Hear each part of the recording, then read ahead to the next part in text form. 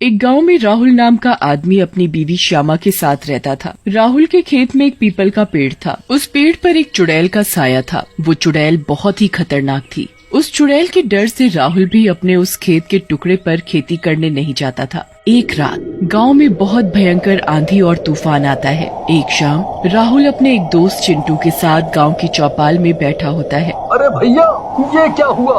ये अचानक इतनी भयंकर आंधी कहाँ से चलने लगी? चारों तरफ धूल ही धूल फैल गई है। सही कहा था भैया, अब हम दोनों को अपने अपने घर निकल लेना चाहिए ताकि दोनों के घर वाले डरे नहीं।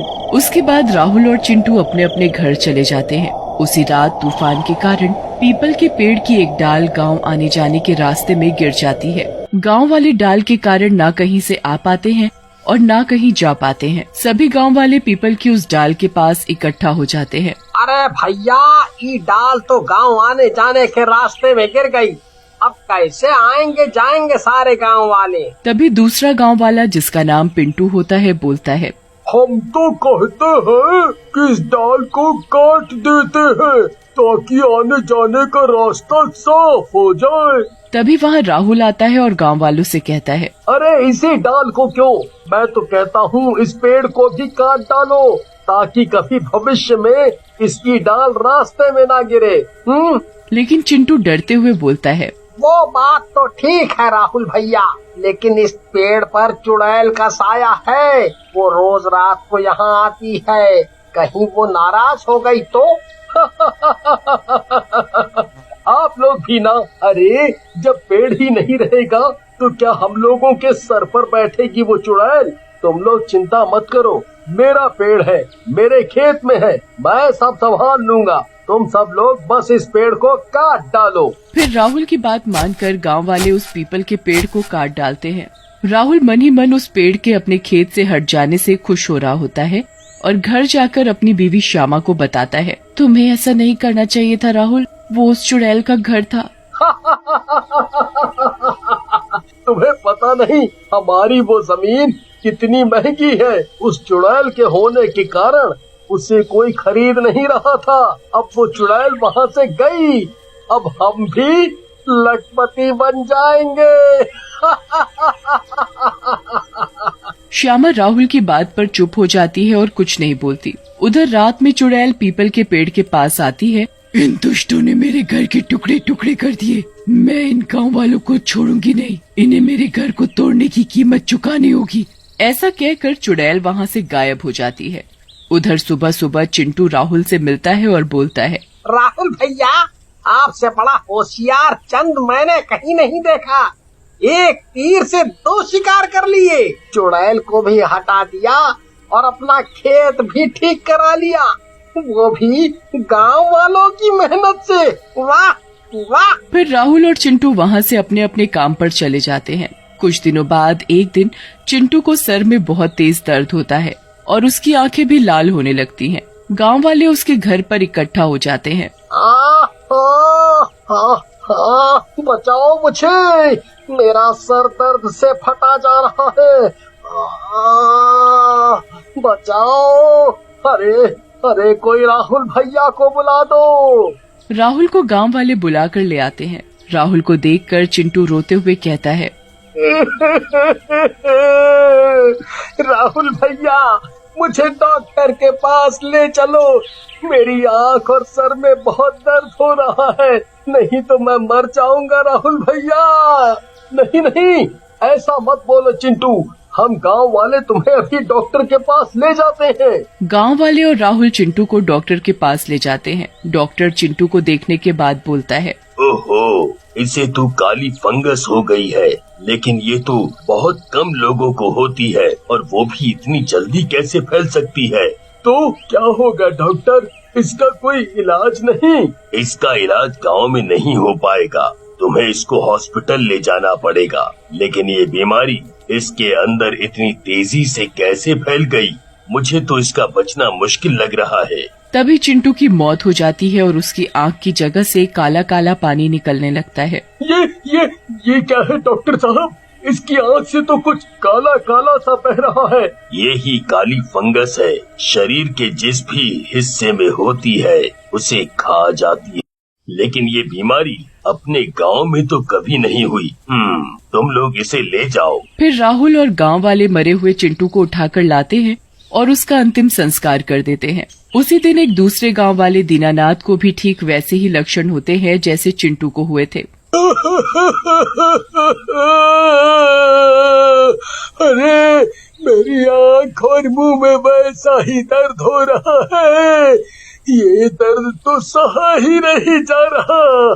कोई बचाओ, बचाओ मुझे। लेकिन इससे पहले कोई गांव वाला कुछ करता दीनानाथ की भी मौत हो जाती है। गांव वाले उसका भी मिलकर अंतिम संस्कार कर देते हैं। उसी रात चुड़ैल गांव के बाहर आती है और हंसते हुए बोलती है, अभी तो 2 ही गए हैं, मेरे छोटे से जादू से ही घबरा गए।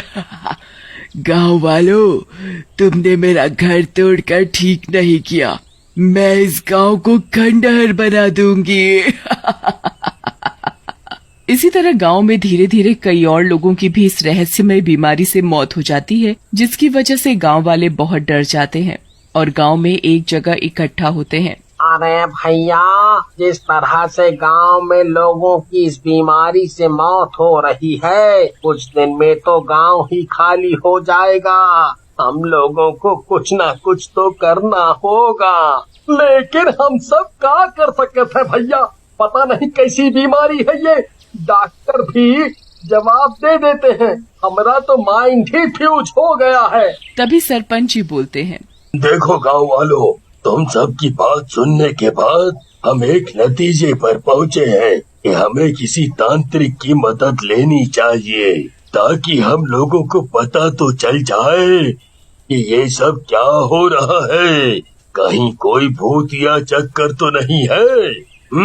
गांव वाले भी सरपंच की बात से सहमत हो जाते हैं और फिर एक तांत्रिक को बुलाया जाता है। तांत्रिक गांव में आता है और थोड़ी देर ध्यान लगाने के बाद डरता हुआ बोलता है, गांव वालों, ये तुम लोगों ने अच्छा नहीं किया।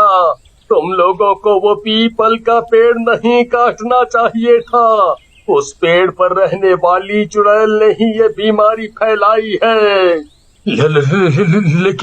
लेकिन तांत्रिक बाबा, हम लोगों को लगा कि अगर हम पेड़ को हटा देंगे तो गांव में आने जाने का रास्ता ठीक हो जाएगा और चुड़ैल भी वहाँ से चली जाएगी। वो सिर्फ एक पेड़ नहीं था, बल्कि उस चुड़ैल का घर भी था। अब तुम लोगों ने जो गलती की है उसकी सजा तो भुगतनी पड़ेगी। ऐसा कहकर तांत्रिक वहाँ से जाने लगता है, लेकिन तभी एक धमाके के साथ उसका सर फट जाता है और उसका शरीर नीचे गिर जाता है और वहाँ चुड़ैल आ जाती है।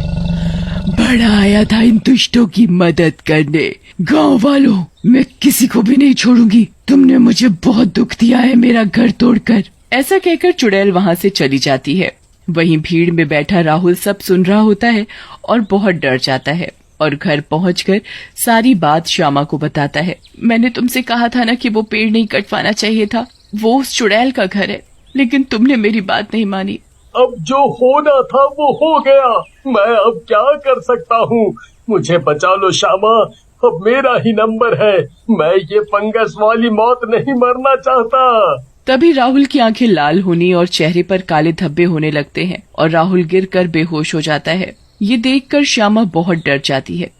मेरे रहते तुम्हें कुछ नहीं होगा राहुल। चाहे कुछ भी हो जाए, मैं तुम्हें मरने नहीं दूंगी। ऐसा कहकर श्यामा उसी जगह पर पहुंचती है जहां पर पीपल का पेड़ था और चुड़ैल को आवाजें लगाने लगती है। चुड़ैल, ओ चुड़ैल, कहाँ हो तुम? बाहर आओ। श्यामा की आवाज सुनकर चुड़ैल वहां आ जाती है। तो तू है जो मुझे आवाज लगा रही है और मुझसे डर भी नहीं रही। जब बात अपने सुहाग की आए तो कोई भी पत्नी किसी से नहीं डरती। तुम मेरे राहुल की जान बख्श दो। तुम्हारे जादू ने वैसे भी कई सुहागिनों का सिंदूर छीन लिया है, लेकिन हाँ, गांव वालों ने गलती की थी। उस पेड़ को नहीं काटना चाहिए था, लेकिन इसकी इतनी बड़ी सजा तो नहीं हो सकती कि उनकी जान ले ली जाए। मैंने वो पेड़ काटने से सबको मना भी किया था। श्यामा की बात सुनकर चुड़ैल का गुस्सा शांत हो जाता है और वो बोलती है, ठीक है, तुम ठीक कह रही हो श्यामा बेटी। मैं अपना जादू गांव वालों के ऊपर से हटा रही हूँ। अब यहाँ कोई बीमार नहीं रहेगा और तुम्हारा पति भी ठीक हो जाएगा। फिर चुड़ैल खुश होकर वहाँ से चली जाती है। एक घर में मीना अपने माता पिता के साथ हंसी खुशी रहती थी, पर एक दिन मीना की माँ की एक्सीडेंट में मौत हो गई। उसके बाद मीना बहुत ही अकेली हो गई। मीना की देखभाल के लिए उसके पापा ने गांव से उसकी दादी को बुलवा लिया। मीना उसके बाद अपनी दादी के साथ बहुत खुश थी, पर मीना के पापा को लगता था कि मीना को एक माँ की बहुत जरूरत है और उन्होंने दूसरी शादी कर ली। मीना की सौतेली माँ बिल्कुल भी अच्छी नहीं थी, पर ये बात वो कभी अपने पापा को बता नहीं पाती थी। कुछ समय बाद मीना की सौतेली माँ के जुड़वा बच्चे हुए। लड़की का नाम था काव्या और लड़के का कार्तिक। काव्या और कार्तिक को अपनी माँ का खूब प्यार मिलता, पर मीना को कभी माँ का प्यार नसीब नहीं होता। एक दिन जब मीना स्कूल जाने के लिए उठती है, अरे ओ मीना, ये स्कूल छोड़ और घर के कामों में मेरा हाथ बटा। पर मैं पढ़ना चाहती हूँ माँ, मैं बड़ी होकर एक डॉक्टर बनना चाहती हूँ। हाँ, डॉक्टर, और तू तो घर की नौकरानी बनने के लायक भी नहीं समझी। चल अब चुपचाप काम कर, और अगर इसके बारे में अपने पापा से तूने कुछ भी कहा तो तेरी जान ले लूंगी। हाँ। नहीं माँ, मैं पापा से कुछ भी नहीं कहूंगी। काव्या और कार्तिक रोज स्कूल चले जाते थे और मीना घर का काम करती थी। वो पूरा दिन घर का काम करती रहती थी। मीना को अपनी माँ की बहुत याद आती थी और वो हमेशा अकेले में अपनी माँ को याद करके रोती रहती थी। ऐसे ही देखते देखते बहुत वक्त गुजर जाता है और मीना बड़ी हो जाती है। मीना की सौतेली माँ मीना से बहुत नफरत करती है। एक दिन जब सब लोग बाहर घूमने जाते हैं तो वहाँ मीना की सौतेली माँ मीना को बहाने से एक नदी में धक्का दे देती है। मीना चिल्लाती रह जाती है। उसके पापा उसे बचाने की खूब कोशिश करते हैं, पर मीना पानी में बहुत आगे बह जाती है। बहते बहते मीना नदी में एक जादुई पेड़ से अटक जाती है। जादुई पेड़ अपनी टहनी से मीना को उठा लेता है और अपने पत्तों से हवा करने लगता है। कौन हो तुम और यहाँ क्या कर रही हो? ये आवाज कहाँ से आई? ये मैं हूँ, जादुई पेड़। जादुई पेड़, तुम बोल सकते हो? हाँ, मैं बोल सकता हूँ, पर तुम यहाँ इस नदी में कैसे आई? मैं आपको क्या बताऊं कि मेरे साथ कितना बुरा हुआ है। मेरी माँ ने मुझे मारने के लिए मुझे इस नदी में धक्का दे दिया। तुम्हारी माँ ने? कोई भी माँ ऐसा कैसे कर सकती है? दरअसल वो मेरी सौतेली माँ है। वो बस अपने दोनों बच्चों को ही प्यार करती है और मुझसे नफरत करती है। मैं तुम्हारे साथ कुछ भी बुरा नहीं होने दूंगा। तुम परेशान मत हो। एक काम करो, तुम कुछ पत्ते तोड़ लो और एक कपड़े में बांधकर अपने पास रखना। ये पत्ते तुम्हारी मदद करेंगे। ये पत्ते? पर कैसे? बस जब भी तुम मुसीबत में होगी तो उस कपड़े को खोलकर उसमें से एक पत्ता अपने हाथ में पकड़ लेना। ये पत्ते खुद जानते हैं कि इनको कैसे तुम्हारी मदद करनी है। चलो अब तुम अपने घर जाओ। पर मैं इतनी गहरी नदी को पार करके घर कैसे जाऊंगी? मैंने बताया ना कि जब भी कोई मदद चाहिए हो तब एक पत्ता हाथ में लेना और आंखें बंद करना। मीना एक पत्ता हाथ में लेकर आंखें बंद कर लेती है और जैसे ही वो आंखें खोलती है उसके सामने एक बहुत ही खूबसूरत सी नाव खड़ी होती है। अरे वाह, ये तो जादू हो गया। ये पत्ते तो सच में कमाल है। मीना खुशी से उस पेड़ को गले लगा लेती है और फिर नाव में बैठकर अपने घर वापस चली जाती है। मीना जैसे ही अपने घर पहुंचती है तो उसकी सौतेली माँ उसे देखकर घबरा जाती है, पर उसके पापा खुशी से उसे गले लगा लेते हैं। हे भगवान, ये वापस कैसे आ सकती है? इसे तो मैंने नदी में फेंक दिया था। ये बच कैसे सकती है? कुछ देर बाद मीना की सौतेली माँ मीना के कमरे में जाती है। यहाँ बैठी क्या आराम कर रही है? चल रसोई में जाकर काम कर। आज काव्य का जन्मदिन है, इसलिए शाम को घर में बहुत बड़ी पार्टी है।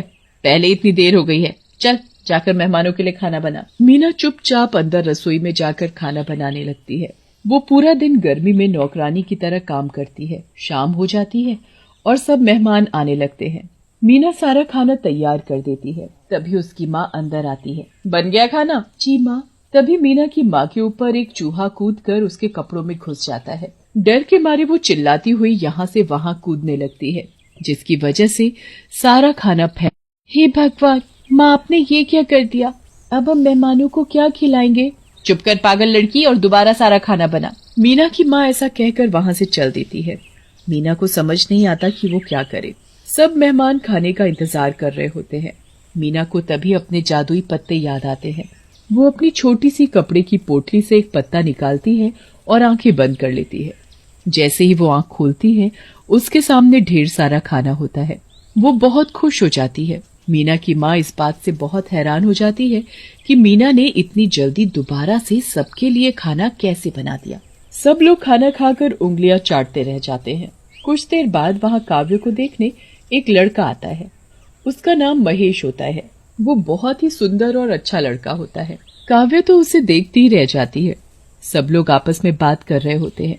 मीना भी अपने कमरे में तैयार होने के लिए जाती है, पर उसके पास एक भी नया कपड़ा नहीं होता जिसे पहनकर वो पार्टी में जा सके। अब मैं क्या पहनूंगी? मेरे पास तो बस यही फटे पुराने कपड़े हैं। मीना कमरे में बैठी रो रही होती है, पर फिर अचानक उसे अपने जादुई पेड़ के पत्ते याद आते हैं। वो एक पत्ता निकालती है और आंखें बंद कर लेती है। फिर जैसे ही वो आंखें खोलती है, उसके फटे पुराने कपड़े एक सुंदर सी ड्रेस में बदल जाते हैं। मीना एक परी की तरह दिख रही होती है। मीना बड़ी खुश हो जाती है और पार्टी में चली जाती है। माँ, अगर मेरे लायक कुछ काम हो तो मुझे बता दो। तू ये इतने सुंदर कपड़े किसके चुरा कर लाई है? ये तो वो मैं ये लड़की कौन है? कोई नहीं बेटा, तुम ये सब छोड़ो और काव्या से बातें करो। तभी काव्या के पापा वहां आ जाते हैं। ये मेरी बड़ी बेटी मीना है। बहुत ही अच्छी लड़की है। ये सारा खाना भी इसी ने बनाया है। अरे वाह, आप तो बहुत ही होशियार हो मीना। मीना की सौतेली माँ को बहुत गुस्सा आ रहा होता है। वो जैसे तैसे करके मीना को वहां से भेज देती है और महेश के माँ बाप से शादी की बात करने लगती है। देखिए, अब तो महेश और काव्या आपस में मिल ही चुके हैं, तो क्यों ना हम उन दोनों की शादी की बात आगे बढ़ाएं? जी बिल्कुल सही कहा आपने। मैं कुछ कहना चाहता हूँ माँ। दरअसल मुझे काव्या नहीं बल्कि मीना पसंद है। अरे बेटा, तुम ये कैसी बातें कर रहे हो? खैर, वैसे कायदे में मीना बड़ी है तो पहले मीना की शादी ही होनी चाहिए, और दोनों ही बहनें हैं तो इनके माँ बाप को क्या एतराज होगा, है ना बहन जी?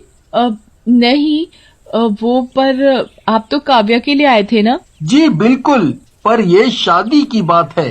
पता नहीं क्यों, पर मीना मुझे देखते ही इतनी पसंद आ गई कि मैं उसी से ही शादी करना चाहता हूँ। मीना की सौतेली माँ चाहकर भी कुछ नहीं कर पाती और दोनों का रिश्ता पक्का हो जाता है।